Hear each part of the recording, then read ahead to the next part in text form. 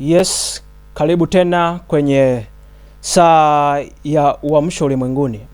Nina ujumbe unaosema Tanzania ni nchi ya agano. Tanzania ni nchi ya agano. Lakini nitazungumzia vipengele kama vitatu, ikiwemo kipengele kinachosema kwa nini Mungu aliruhusu Mheshimiwa Rais John Pombe Magufuli kufariki au kutwaliwa na Mungu, na akaruhusu Mama Samia Suluhu kuitawala Tanzania au kushika nafasi ya urais. Kwa nini Mungu aliruhusu kwamba atawale mwanamke Tanzania? Majibu yake ni kama ifuatavyo. Sababu ni hii: Tanzania ni mama wa kiroho wa mataifa yote ulimwenguni. Tanzania ni mama wa kiroho wa mataifa yote ulimwenguni. Tanzania imechaguliwa na Mungu kuwa kama mama mlezi na kuibeba injili ya uamsho au injili ya siku za mwisho. Tanzania imechaguliwa na Mungu kuibeba injili ya uamsho au injili ya siku za mwisho, na ndiyo maana aliruhusu atawale mwanamke kuwa kama ishara ya Tanzania kuwa ni mama au mama mlezi wa mataifa yote ulimwenguni. Kuwa kama mama mlezi wa mataifa yote ulimwenguni. Na ndiyo maana Mungu amemruhusu mwanamke kutawala Tanzania ili kuwa kama ishara Tanzania, mama mlezi wa kiroho wa mataifa yote ulimwenguni. Sababu hiyo unaona ni Mungu ameruhusu mwanamke kuitawala Tanzania kwa kipindi chote hiki. Kama hauko rohoni, kama uko mwilini, naweza nikakukwaza sana na unaweza ukanichukia sana. Lakini ni agizo la Mungu, na yupo tu yupo na ameruhusiwa na Mungu kuitawala Tanzania kwa makusudi maalum kabisa, kuwa kama ishara ya Tanzania, mama wa kiroho na mama mlezi wa mataifa yote ulimwenguni. Wengine unaweza kaniuliza kwamba unasemaje kwenye uchaguzi ujao kwamba Mungu ameruhusu, au jukumu langu mimi na wewe ni kumwomba Mungu atupe kiongozi, ni kuombea kiti cha urais na kuomba Mungu atupe kiongozi. Kama Mungu ameridhia kwamba aendelee kusimama kama ishara, basi ataendelea. Kama Mungu ana mtu wake aliyemwandaa mwingine kuimiliki Tanzania, kushika nafasi ya urais, basi atatawala. Kwa maana jukumu langu mimi na wewe ni kumwomba Mungu atupe kiongozi, na Mungu humleta amtakaye na humkataa amkataaye. Ukisoma Warumi sura ya 13 mstari wa kwanza mpaka wa 7. Warumi sura ya 13 mstari wa kwanza mpaka wa 7, neno la Mungu linasema, kila mtu na aitii mamlaka iliyo kuu. Kila mtu na aitii mamlaka iliyo kuu, kwa maana hakuna mamlaka isiyotoka kwa Mungu, na ile iliyopo umeamriwa na Mungu. Kwa hiyo hakuna anayejiweka, bali kila mamlaka huamriwa na Mungu kwa makusudi maalum kabisa. Hivyo amwasie mwenye mamlaka hushindana na agizo la Mungu, nao washindanao watajipatia hukumu. Wana wa Mungu na kanisa la Mungu Tanzania tumejipatia hukumu na kujikwaa kwa kupingana na agizo la Mungu. Agizo la Mungu ni Mama Samia Suluhu Hassan au ni mwanamke kuitawala Tanzania, ili kufanyika tu kama ishara ya kwamba Tanzania ndiye mama wa kiroho, na Tanzania imepewa dhamana kubwa kuwa kama mama mlezi wa mataifa yote ulimwenguni. Na ndiyo maana ni rais wa kwanza Tanzania mwanamke, ni kwa makusudi maalum kabisa, ameamriwa na Mungu. Kwa hiyo unapojikwaa kwa ajili yake, unasema kwa nini mwanamke? Unaasi agizo la Mungu, na ukishindana na agizo la Mungu unajipatia hukumu. Mstari wa 3, kwa maana watawalao hawatishi watu kwa sababu ya matendo mema, bali kwa sababu ya matendo mabaya. Basi wataka usimwogope mwenye mamlaka, fanya mema nawe utapata sifa kwake. kwa kuwa yeye ni mtumishi wa Mungu kwako. Yeye ni mtumishi wa Mungu kwako kwa ajili ya mema. Lakini ufanyapo mabaya, ogopa, kwa maana hauchukui upanga bure, kwa kuwa ni mtumishi wa Mungu mlipizaye kisasi, mtenda mabaya kwa ajili ya ghadhabu. Kwa hiyo ni lazima kutii, si kwa sababu ya ile ghadhabu tu, ila na kwa sababu ya dhamiri. Mstari wa 6, kwa sababu hiyo tena mwalipa kodi, kwa kuwa wao ni wahudumu wa Mungu, wakidumu katika kazi hiyo. Wapeni wote haki zao, mtu wa kodi, mtu wa ushuru, astahilie hofu, astahilie heshima. Ukisoma pia Matendo ya Mitume sura ya 23. Matendo ya Mitume sura ya 23 mstari wa 5. Neno la Mungu linasema, Paulo akasema, sikujua ndugu zangu ya kuwa yeye ni kuhani mkuu, maana imeandikwa, usimnenee mabaya mkuu wa watu wako. Usimnenee mabaya mkuu wa watu wako, kwa maana amewekwa na Mungu. Usimnenee mabaya. Wengine watasema, sasa ajapokuwa anatenda mabaya, basi usimnenee mabaya. Kuna tofauti kati ya kumnenea mabaya na ile kushauri serikali na kuangalia mambo yanavyoenda. Lakini ukisoma Petro wa kwanza sura ya 2 mstari wa 17 mpaka wa 19. Petro wa kwanza sura ya 2 mstari wa 17 mpaka wa 19, neno la Mungu linasema, waheshimu watu wote, wapendeni ndugu, mcheni Mungu, mpeni heshima mfalme. Enyi watumishi, watiini bwana zenu kwa hofu nyingi, sio wao walio wema na wenye upole tu, sio walio wema ndio watii, hata na bali nao walio wakali, kumbe yatakuwa watii. Maana huu ndio wema hasa, mtu akivumilia huzuni kwa kumkumbuka Mungu pale ateswavyo isivyo haki. Kwa hiyo serikali yako inatenda mambo isivyo haki, wewe endelea kuwaombea, wala usiwanenee mambo mabaya wakuu wa watu wako. Mpeni heshima mfalme, na kila mamlaka ni agizo la Mungu. Kwa hiyo usijikwae kwa hilo, ni amewekwa kwa makusudi maalum. Ukiniuliza kwa habari ya mambo yanayoendelea, umuulize Mungu, mimi hilo sijui, maana ni agizo la Mungu. Lakini pia watu wengi wamejikwaa.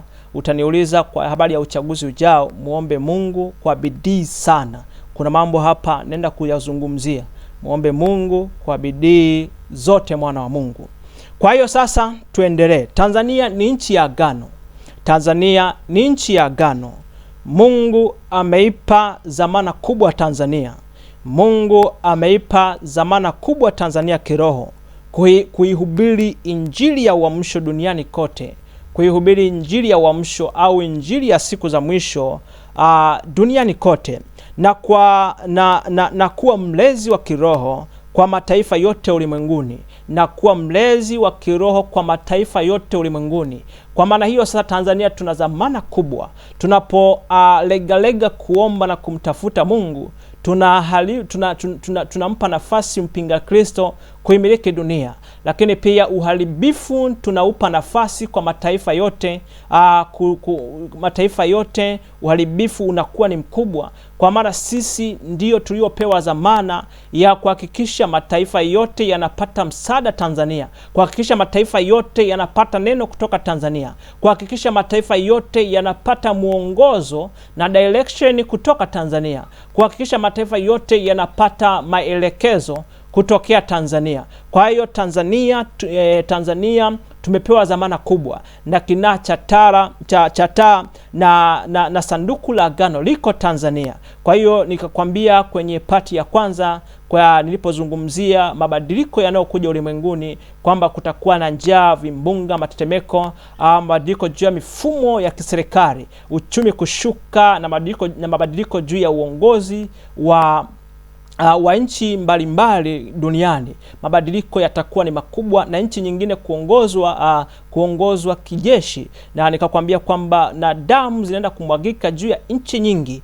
na nikakwambia kuna njaa ambayo inaenda kutokea ulimwenguni na mabadiliko kaza wa kaza kwenye mifumo mbalimbali. Nikakwambia kama Tanzania hatutajitambua na kuanguka mbele za Bwana na kumtafuta kwa kiwango kikubwa, hayo mambo pia yanaweza kutupata Tanzania. Ujumbe unaweza kupata kwenye ujumbe ule niliosema mabadiliko makubwa kukumba ulimwengu.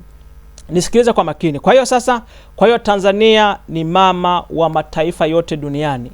Ni mama wa mataifa yote duniani. Sanduku la agano liko Tanzania na kinara cha taa kiko Tanzania. Hebu fungua Ezekieli sura ya sura ya 30. Ezekieli sura ya 30 mstari wa 1 mpaka wa 5. Neno la Mungu linasema, neno la Bwana likanijia tena kusema, mwanadamu, tabiri useme, Bwana Mungu asema hivi, pigeni makelele ya uchungu, ole wa siku ile, kwa maana siku ile ikaribu, siku ile ya Bwana ikaribu. Siku ya mawingu itakuwa wakati wa mataifa, na upanga utakuja juu ya Misri, na ziki itakuwa katika Kushi, watakapoanguka watu waliouawa katika Misri, nao watauondoa wingi wa watu wake, na misingi yake itabomolewa. Kushi na Putu na Rudi na watu wote waliochanganyika na Kubu na wana wa nchi ya agano, na wana wa nchi ya agano ni Tanzania, wataanguka kwa upanga nao. Naomba unisikilize kwa makini. Kuna siri kubwa sana ambayo imefichwa kwa watu wengi. Kuna siri kubwa sana ambayo imefichwa kwa watu wengi wasijue na kutambua. Kuzimu ina hasila na nchi ya Tanzania. Kuzimu ina hasila na nchi ya Tanzania. Kuzimu imeisagia meno Tanzania ili kumwaga damu kwenye uchaguzi unaokuja mwaka huu. Kuzimu imeisagia meno Tanzania kumwaga damu kwenye uchaguzi unaokuja mwaka huu. Kwa hiyo sasa ameachiliwa kwamba kuna malaika wa giza, kuna malaika mshawishi wa giza ameachiliwa kwenye mipaka ya Tanzania ili kushinikiza roho ya uchungu ndani ya viongozi, ndani ya wanasiasa na ndani ya wananchi. Kuna malaika ambaye ametoka kuzimu, ni mshawishi, naye ameshinikiza roho ya uchungu ndani ya mioyo ya watu na ndani ya wanasiasa ili wainukiane wao kwa wao na ili Tanzania iwe na machafuko na kumwaga damu. Kwa hiyo ameachilia pressure kubwa kwa wanasiasa, ili kuachilia ili wamwage damu, sio wao, lakini kuna malaika wa giza aliyeachiliwa kutokea kuzimu, na mambo haya ni mission ya kuzimu ili Tanzania imwage damu. Kwa hiyo mtu wa Mungu, usipojua hili unaweza ukaisaidia kuzimu kutimiza mission yake. Mtu wa Mungu, usipojua hili unaweza ukaisaidia kuzimu kutimiza misheni yake, kwa maana utakuwa unashabikia kitu ambacho hukijui. Utaanza kushabikia mambo na kuwa na uchungu ndani yako. Pia utakuwa unazungumza mambo huku unawaza au unadhani unamtumikia Mungu au unadhani ni Mungu amekutuma, lakini mambo hayo utakapokuwa unayazungumza, yule malaika wa kuzimu atakuwa sasa anayatumia maneno hayo kuachilia uchungu ndani ya mioyo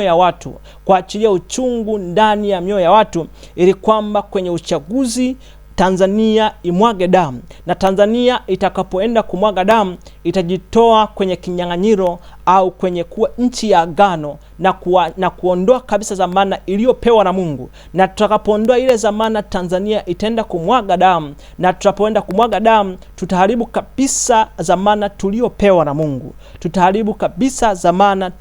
Mungu. Mtu wa Mungu, ninaomba unisikilize kwa makini. Acha ushabiki, acha kushabikia mambo usiyoyajua.